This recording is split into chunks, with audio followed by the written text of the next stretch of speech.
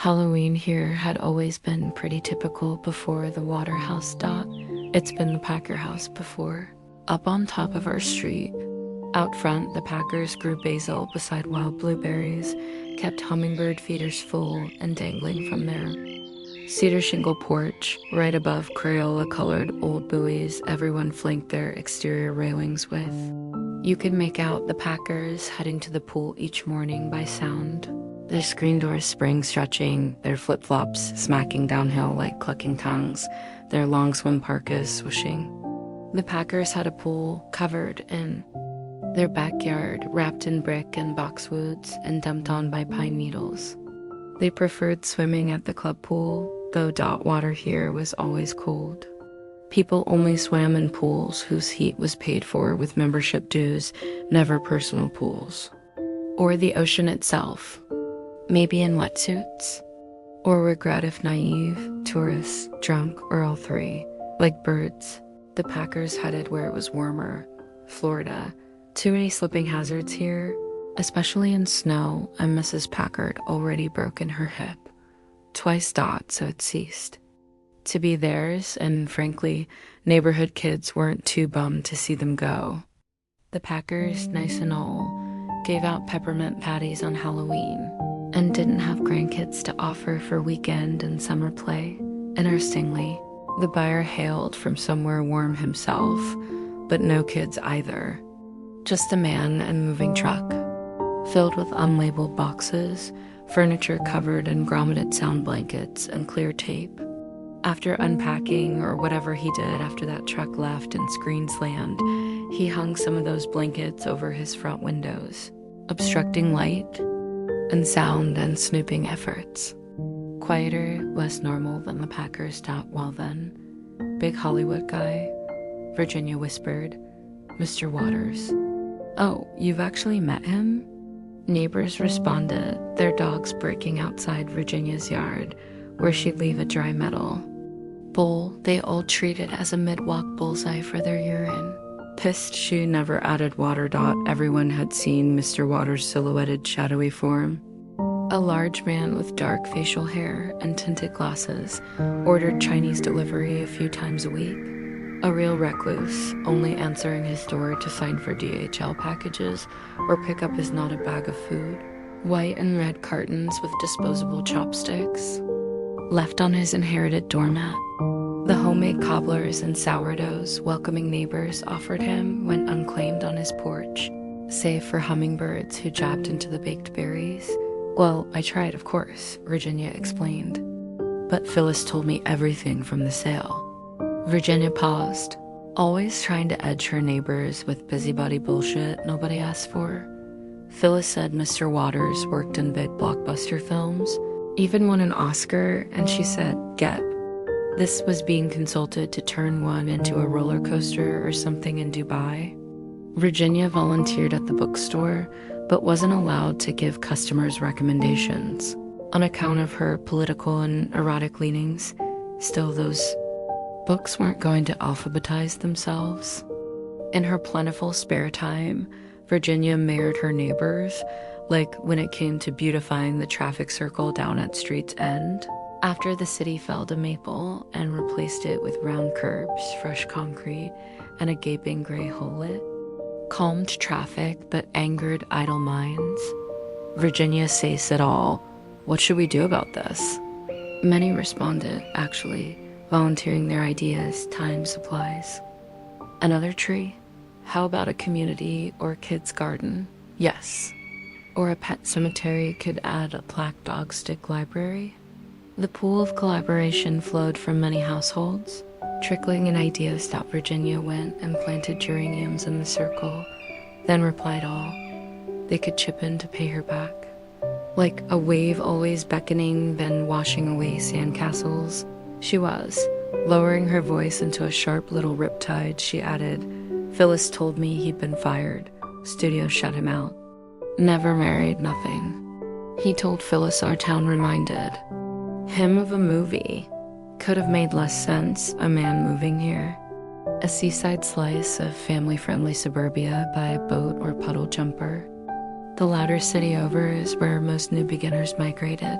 stacking their lives rocks like totems engineers turned farm-to-table chefs, spies turned B&B proprietors, prostitutes turned lobstermen. Here lived, well, mostly leftover seniors, and content families, offspring watered down from humble boating industries, the sorts to watch the water ebb and flow, freeze and thaw, and ultimately make the most of and live off its idyllic majesty. Artists came from miles to paint this rocky coastline, to capture the lighthouse at sunrise or sunset, high tide, low tide. The lighthouse drew everyone in and out, I suppose, and so people stopped wondering about him. The first few retrieved their peck-tat pie dishes. The short-lived excitement of Mr. Water's newness washing up into their lives eroded. Everyone resumed their focus inward. Summer days lingered, back-to-school hustles returned, temperatures dipped, and the leaves themselves started to forget green, shifting ruby and citron. That basil shriveled from dehydrated neglect, shifting dead, high tide. Low tide. Enrolled another October off the coast, dreamy and dewy and watercolored, as far as New England scenery goes. Pumpkins, some carved too soon, plopped outside vestibules. Cinnamon and squash scents heated over cast irons. Warm debris still blowing through screens on their last stretch of buffering the salty elements this year. Most families put up store-bought decorations, inflatable witches or spiders, assembled with Allen wrenches. Virginia dragged out her old black cat flag, fussing over nobody mounting it for her, despite her snootily declining several dads and one mom's offers to assist. Still waters run deep, they say, and Mr. Water had been so still up there. Someone should have known. One morning mid-October, neighbors woke to see he'd also decorated, wrapped his property in shiny caution tape. This titillated the older kids especially. I knew it. It's gonna be sick, a real haunted house. Delilah Green, who fantasized about smashing pumpkins and sucking face, said everyone started buzzing. Even more than their October baseline, speculating Mr. Water would create the most spectacular haunted house. Professional props, special effects that would blow all their cheap lawn ornaments out of the water. Who knew? They hadn't understood how Hollywood worked, and this at least made sense now. October had that kind of escalating, intoxicating effect on people. Candy apple thick with anticipation, October 31st arrived, and the excitement for dusk was palpable. Crunchy dot in recent years. The arts committee asked the lighthouse keepers to play along, putting colored film over its bulb like pink in February, green in December, orange today. Even before the film went up and the sun went down, everything was cast in an orange haze. The schools held parades, staggered across the morning, pageant walking costumes and face paint at their peak pristineness to be awed and photographed. And unlike out in California, if a costume ripped and stained or a wig tangled before trick-or-treating, who cared? Nothing was ruined here. At dinner time, parents fed their children apples and pizza and carrots and more apples at designated pre-party homes, everyone readying themselves to flood their streets. First, Mr. Green put orange cones out, sedating, not just calming traffic that evening. At long last. Trick-or-treat time. In a cacophony of screeching kids and screen doors. And Thriller, through some boombox, poured out the costume masses, filling the dam-stopped road. Trick dash or dash treat. Fat baby pumpkins. Trick dash or dash treat. Scarved and scarred wizards. Trick-or-treat. Toddling. Chromatized princesses in flammable gowns and plastic crowns that would snap in half mid-tantrum. Trick dash or treat. Boys with pillowy muscles patting their sleeves and tummies. The one little kid, dressed as Diane Keaton, all blacks and whites and chunky frames, won the hearts of all the New England moms and gays that night. The reeds made fog from dry ice. That one overzealous family was mudrunners this year. Inflatables start-finish arch and obstacles on their lawn. Their kids spit yelling into a bullhorn, cheering their costumed, belly laughing peers to complete their bear crawls to earn their treats. It was magical. Nothing scary or spooky, but bought in Jubilee. An orange candy-coated Americana dream. Ding dash dong. Trick or treat. But kids eventually ran out of houses. So the first brave kid, a ninja, Colby Jenkins, finally ninja walked up to Mr. Waters' door. A huddle of tiny cartoons stood behind him, clutching their plastic pumpkins. Waiting. Colby Brogue character announced trick or treat. Before pushing the doorbell, everyone heard it. If you want to scare someone, you can't rely on just one surprise. Colby's ring set off a blast, a jolt that boomed so strong the Waterhouse windows shattered and ground shook. A car alarm went off. People screamed. Luckily, Colby's ninja reflexes spared him injury from any ninja star-like shooting glass. Holy hell. Colby, Mr. Waters, are you okay? Two nearby dads, tonight a footballer and a drag queen, ran upstream through the children to the house whose bones were creaking. Colby and his cartoon pack ran, their dropped candy buckets rolling. Everyone thought they heard something else. In there, like rumbling, or more of a hissing or gushing sound. Was that really an explosion or some fucked up special effect? The footballer banged on the door, then slammed the screen shut, standing back, listening. The drag queen hollered through a busted window, tugging at the blanket, cracking glass with his heels. Mr. Waters. But then, like a flag in a storm, the screen's frame began flapping, pushed by water forcing itself out. The men started backing away, one teetering uneasy in heels. The water released itself. First through the door, then out windows, seeping through blankets, down the hill, along the sidewalks. That empty metal bowl scraped the pavement as it was finally wetted and carried away. The orange cones toppled and disappeared too. Parents yelled for their children. Past the glass shards riding the wave, the drag queen threw off his heels and picked up an Elsa. Frozen in fear, you need at least two extraordinary surprises for a scare. Only one explosion, people doubt what they experienced. There. Must be two. The second Waterhouse explosion broke the dam of uncertainty. Its loud blast reverberated in everyone's veins. So strong, it quaked beyond the block, beneath the street, shaking the pines and maples and oaks and floorboards several houses away.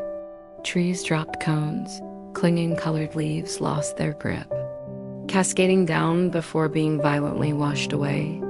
Parts of the Waterhouse came undone, a deluge. Different neighbors would describe it differently, but all sopping wet. Pop-starred mothers used panic. Once-seat dads used expletives. Perhaps it came best from the hand-painted tin of anchovies. Jamie Murphy. It was exactly like the flood at Universal Studios, Jamie said.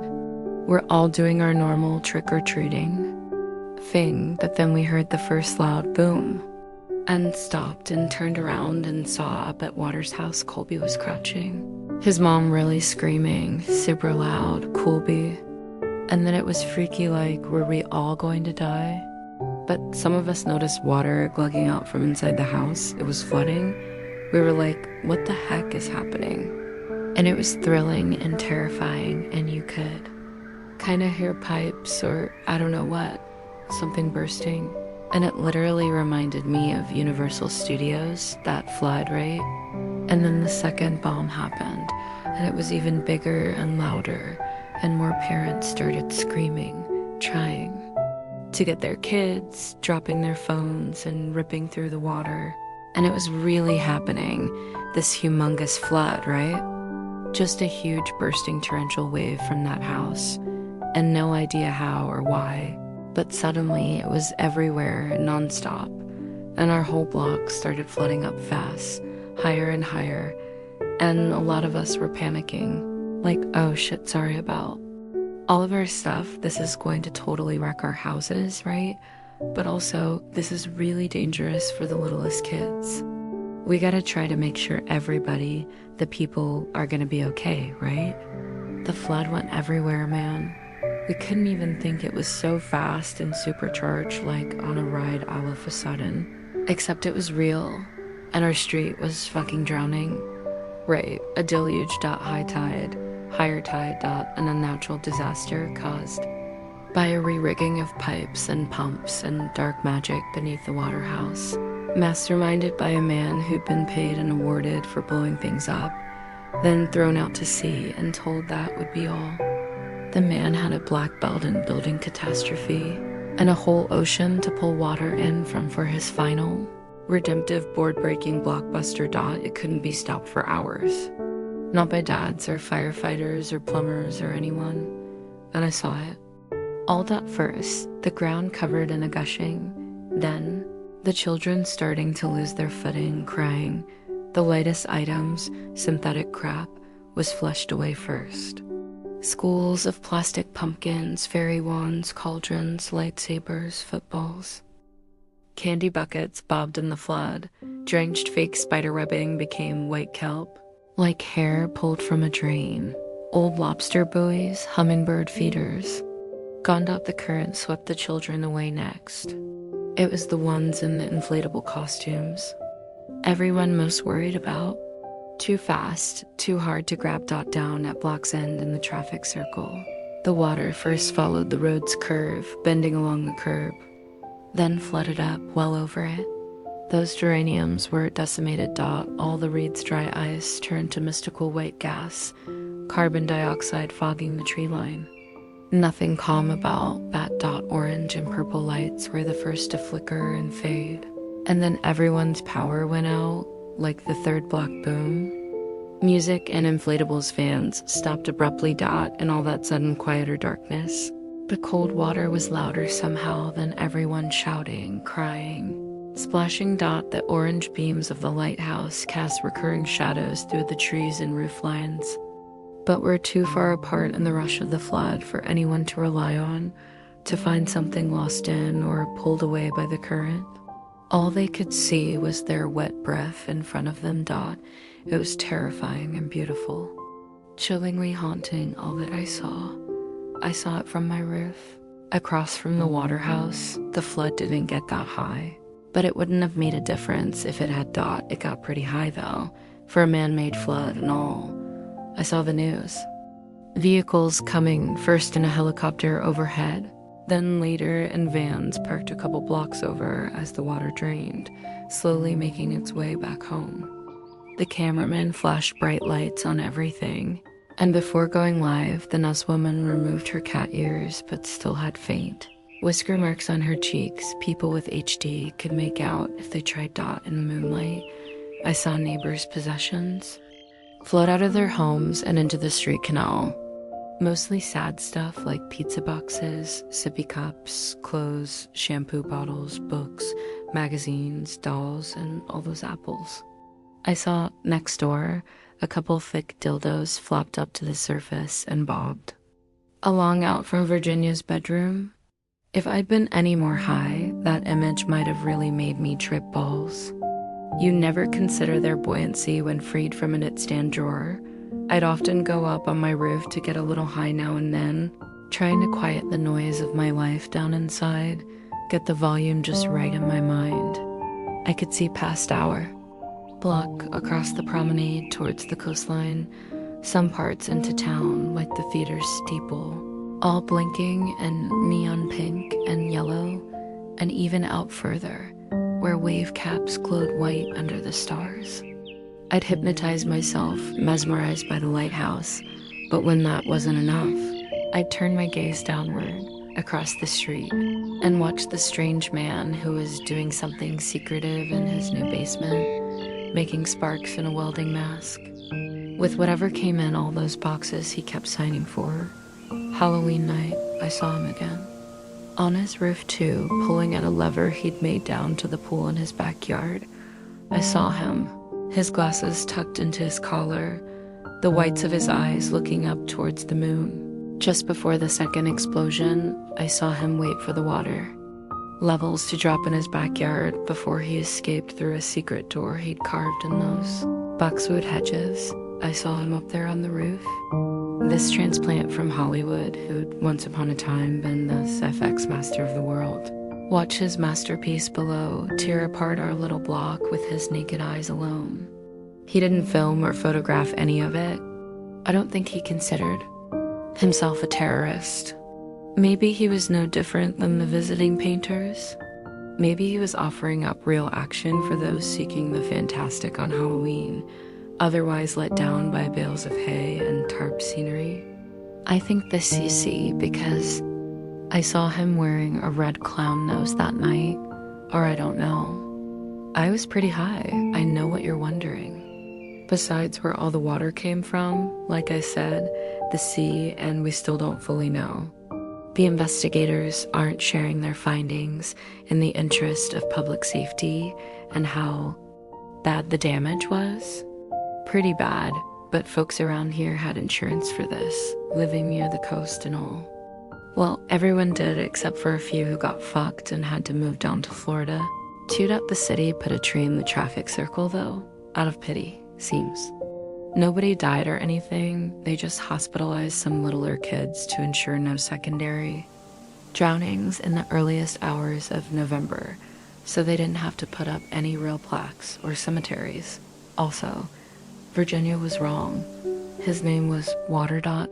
Oh, the other thing you're wondering? No, he didn't see me when I was watching him up there. Nobody saw me. I was a ghost.